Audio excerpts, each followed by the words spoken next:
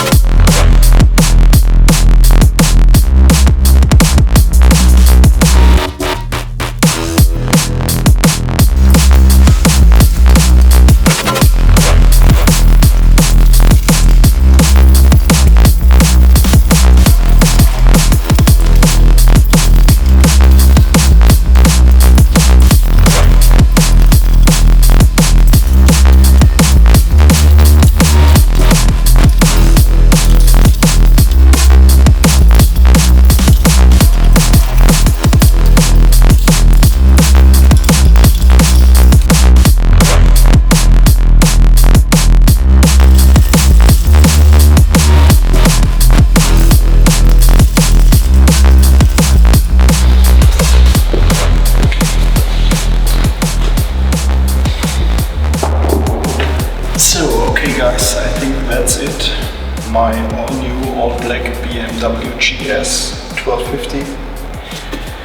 If you like it, feel free to comment down below. I would be happy to hear from you what you think, what are your thoughts and what you think.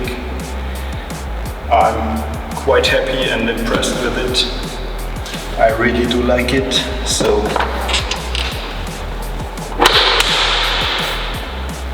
if you are like me and you enjoy builds like this, please give me a thumbs up and subscribe to my channel. Thank you for your patience and your time. Have a nice one.